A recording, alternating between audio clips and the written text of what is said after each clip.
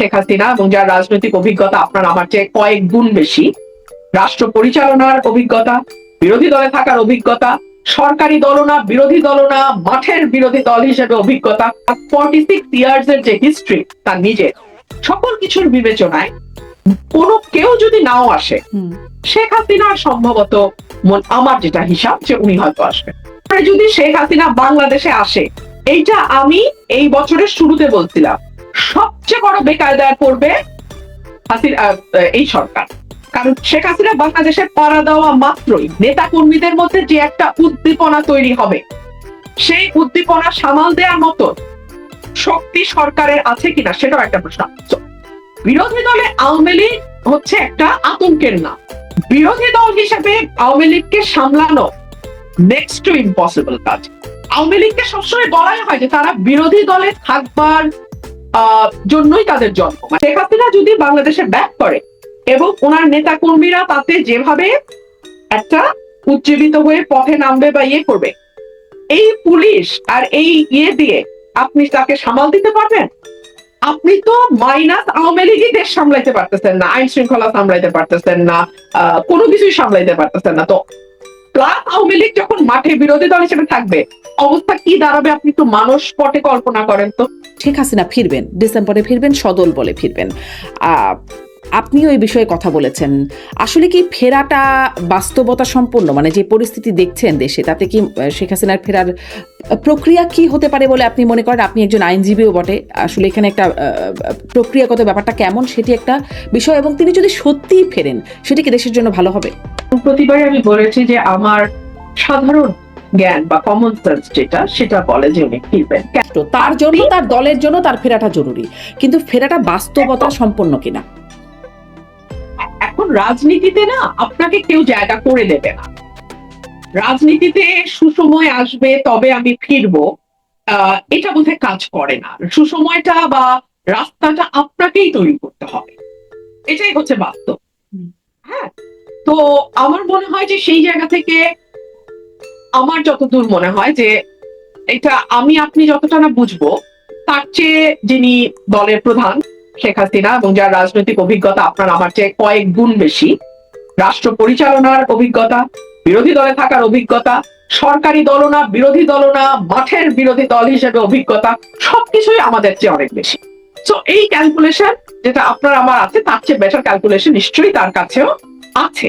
এবং আরেকটা যেটা ব্যাপার, যে এই দেশটার পেছনে ওনার ফ্যামিলির যে একটা বিরাট ত্যাগ, 15 অগস্টের কথা আমি বলছি, এবং বাংলাদেশের অভ্যুদয়ের পেছনে তাদের দলের এবং তার পরিবারে তার পিতার যে অবদান, সেগুলোকে যদি ধরে রাখতে হয় তাহলেও কিন্তু ওনাকে ফিরতে হবে। আর ফেরাটা শেখ হাসিনার জন্য যতটা প্রয়োজন, মানে এই সকল কিছু বিবেচনায়, ওনার মন্ত্রী এমপি তাদের জন্য কিন্তু এটা অত প্রয়োজন না। মন্ত্রী আসবে, মন্ত্রী যাবে, কিন্তু শেখ হাসিনার জন্য তার পরিবারের সম্মান, তার দলের অস্তিত্ব, তার নিজের ত্যাগ, তার নিজের সংগ্রাম, তার নিজের দলে থাকা মানে সরকারে থাকা, বিরোধী দলে থাকা, সকল কিছু, তার 46 ইয়ার্স এর যে হিস্ট্রি তার নিজের, সকল কিছুর বিবেচনায় কোনো কেউ যদি নাও আসে, শেখ হাসিনার সম্ভবত আমার যেটা হিসাব যে উনি হয়তো আসবেন।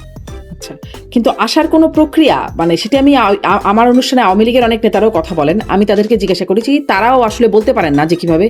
জিজ্ঞাসা করলে কখনো কখনো বলেন টাইম উইল সে, কোনো প্রক্রিয়া আসলে বোঝা যাচ্ছে না। না, যে না বোঝার কি আছে তাও আমি বুঝতে পারছি না। বাংলাদেশ সরকার তো ব্যাকুল, তারা ভারতেও যাবে না যদি না শেখ হাসিনাকে বাংলাদেশে আনা হয়। তার মানে ভারত, মানে তার মানে পথ চেয়ে আছে বাংলাদেশ সরকার, রীতিমতো পথ চেয়ে আছে যে কবে শেখ হাসিনা আসবেন।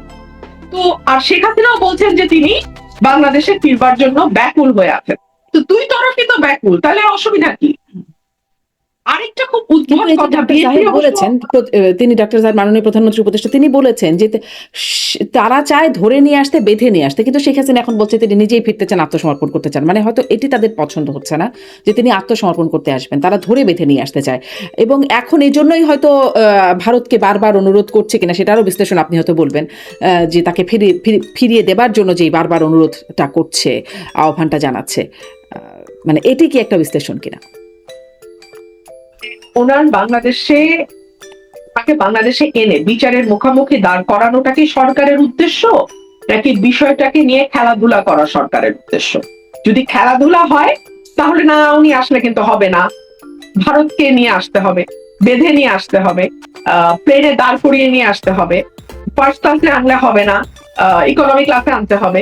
ইকোনমি ক্লাসে আনলে হবে না, প্লেনের লেজে বসিয়ে আনতে হবে। মানে ইত্যাদি ইত্যাদি নাটক করাই যায়। মানে এখন আপনার উদ্দেশ্য নাটক করা হলে তো আমি সারা দিন নাটক করবেন। যেমন ধরেন, আমি একটা টক শোতে বলেছিলাম যে 5 জন ভালো সংস্কৃতি কর্মীর নাম বলেন যারা বিএনপি করে। 5 জন ভালো গায়কের নাম বলেন, রবীন্দ্রসঙ্গীত শিল্পীর নাম বলেন যারা বিএনপি করে। 5 জন ভালো নজরুল সঙ্গীত গায়ক বিএনপি করে, নাম বলেন। 5 জন ভালো নৃত্য শিল্পীর নাম বলেন। 5 জন ভালো অভিনেতার নাম বলেন। 5 জন ভালো কবির নাম বলেন। 5 জন ভালো লেখকের নাম বলেন। 5 জন ভালো সাংবাদিকের নাম বলেন।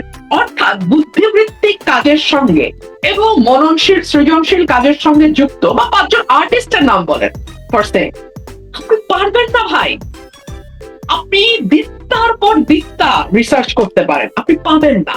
সে কারণে বিএনপির বুদ্ধিবৃত্তিক যে দৈন্যতা, তার ফলে বিএনপির কর্মীরা দেখে অনেকে বলে আমি শেখ হাসিনাকে কি জানি কি ফিরায় আনবার চেষ্টা করছি। আরে ভাই, আমি কোথেকে? আমি কি পুলিশ?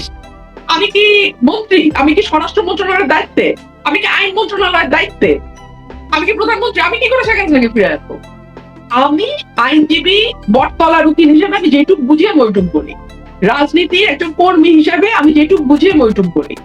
নাকি ওইটুক তোমাদের মন মতো না হলে বলাও যাবে না, তাই না? তো এই যে ইডিয়টিক কথাবার্তা বিএনপি বলে, আমার মনে হয় যে বিএনপির কিন্তু আমার মনে হয় যে মানে এরকম বোকার মতো কথা বলার চেয়ে চুপ থাকাটা বেটার। মুখ বাঁধা ছালার দাম কিন্তু লাখ টাকা। যতক্ষণ পর্যন্ত না তোমার স্টুপিডিটিটা একেবারে দৃশ্যমান হয়ে যাচ্ছে, ততক্ষণ পর্যন্ত তুমি বরং বেটার ইউ কিপ কোয়াইট। আমি এটাই বলবো। মানে আমি ফিরায় আনতে চাই। আচ্ছা, হাউ ফানি, মানে who am I to bring her back end how is that possible? I'm not in charge of home, I'm not in charge of law, I'm not in charge of government. So even if I want to, how can I? আচ্ছা, এটাই বলা হচ্ছে, হ্যাঁ, যে আপনি ফিরে আনার চেষ্টা করছেন, কিন্তু তিনি যদি ফিরে আসেন বলে আপনার যে ধারণা, তিনি ফিরে আসলে আসলে কি পরিস্থিতি ভালো হবে, নাকি সেটি আরো মানে খারাপ কিছু? শুনেন ভাই, এই সরকার যে 3টা অগ্রাধিকার বললেন, গ্যাস, বিদ্যুৎ, জ্বালানি, দ্রব্যমূল্য, আইন শৃঙ্খলা, 3টাতে অশ্বডিম্ব প্রসব করছে। এর উপরে যদি শেখ হাসিনা বাংলাদেশে আসে, এইটা আমি এই বছরের শুরুতে বলছিলাম, সবচেয়ে বড় বেকায়দায় পড়বে এই সরকার। না পারবে তাকে ফাঁসি দিতে। ফাঁসি না দিলে অন্য যে রাজনৈতিক দলগুলো আছে তাদের কেউ কেউ এমন অবস্থা তৈরি করবে যে দেশে একটা অচল অবস্থা তৈরি হবে। না পারবে তাকে মানে কারাগারে নিতে। কারণ শেখ হাসিনা বাংলাদেশে পাড়া দেওয়া মাত্রই নেতা কর্মীদের মধ্যে যে একটা উদ্দীপনা তৈরি হবে, সেই উদ্দীপনা সামাল দেওয়ার মতো শক্তি সরকারের আছে কিনা সেটাও একটা প্রশ্ন। বিরোধী দল হিসেবে আওয়ামী লীগকে সামলানো নেক্সট টু ইম্পসিবল কাজ।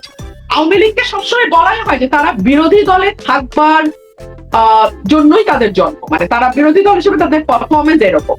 সেটা তারা দীর্ঘ পাকিস্তান আমলে বিরোধী দলে তারা তাদের ভূমিকা পালন করেছেন দীর্ঘ। মানে সেই চিন্তা করে দেখেন, সেই 47 থেকে আরম্ভ করে 71 পর্যন্ত বিরোধী দল। তারপরেও বাংলাদেশ স্বাধীন হওয়ার পরে বিরোধী দল অনেক সময়, অনেকগুলো বছর।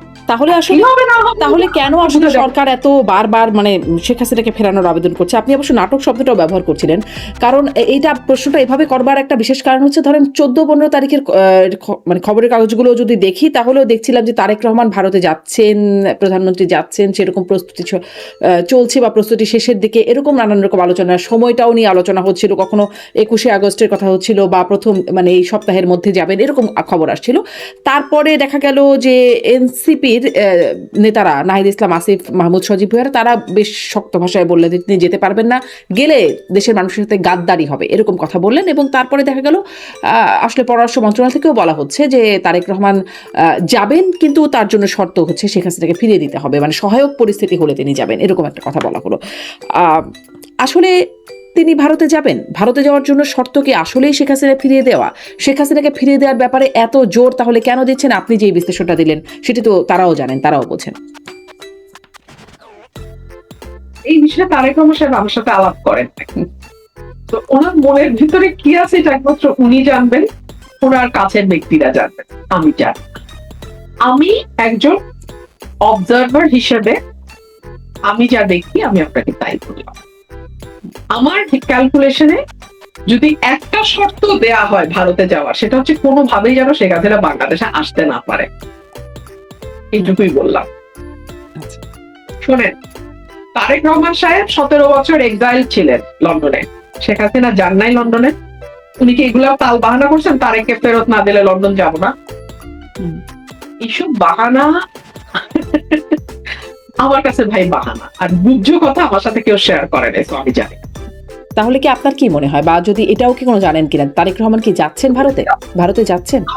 আমি বলে দিলাম, না। যদি ভারত হ্যাঁ, ভারতে যাচ্ছেন। একদম হয় যে কোনোভাবেই শেখ হাসিনাকে ভারত আসতেই দিবে না, শেখ হাসিনা প্লেনে চললেও ভারত প্লেন থেকে টেনে শেখ হাসিনাকে নামায় রাখবে, তাহলেই কেবলমাত্র সম্ভবত বাংলাদেশ সরকার ভারত দখলে যাবে। আচ্ছা আচ্ছা। ভাই শুনেন শুনেন শুনেন হ্যাঁ, ভাই শুনেন, ধরলাম শেখ হাসিনার কাছে পাসপোর্ট নাই, সরকার can issue a travel pass now at this moment. And Sheikh Hasina, if she really wants to come back, she can come back tomorrow. That's all I can understand. Rest, আপনারা চিন্তা করে বলেন, চিন্তা করে নিজেদের উত্তর নিজেরা খুঁজেন। এখন তারেক রহমান যাবেন কিনা, আপনার এই বিষয়ে আপনার মানে বিশ্লেষণ কি? জানি না। আচ্ছা, এইটা আমি আওয়ামী লীগের সময় দেখেছি, and I'm now seeing the continuation of that old story. But মজাটা কি জানেন শারমিন, যখন শেখ হাসিনার পতন হলো তখন কিন্তু কেউ আর কোনো মন্ত্রীকে গালি দিল না, সকল দোষ গিয়ে শেখ হাসিনার ঘাড়ের উপর উঠলো। হ্যাঁ, এত বছর উনি ফেরেশতা, এখন ওয়ান অ্যান্ড অনলি দুষ্ট person became Sheikh Hasina after 5th August, তাই না?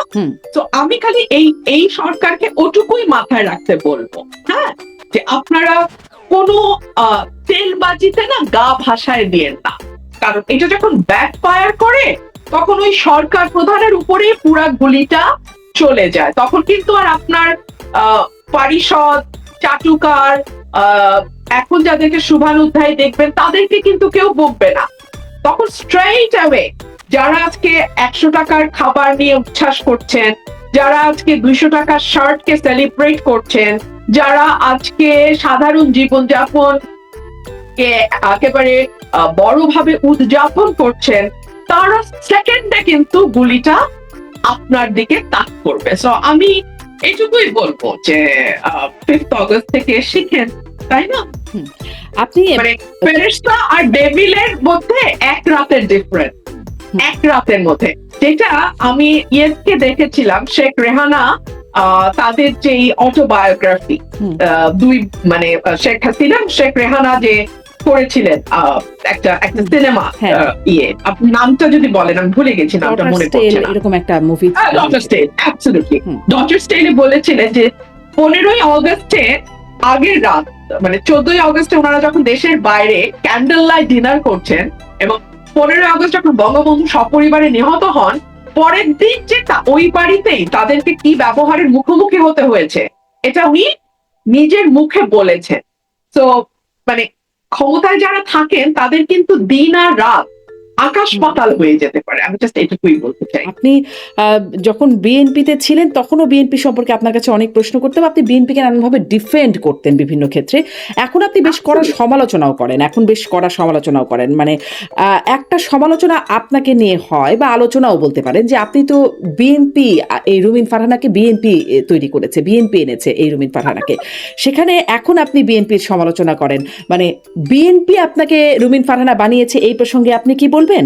আর বিএনপি রুমিন ফারহানা এখন যখন স্বার্থ পেল না তখন বিএনপি সমালোচনা শুরু করলো। আচ্ছা, দুটো প্রশ্ন দুই ধাপে আসি, আমাকে একটু সময় দেন শারমিন, আমি টেলাবোরেট করি কারণ এই কথাটা খুব শুনতে হয় তোমাকে।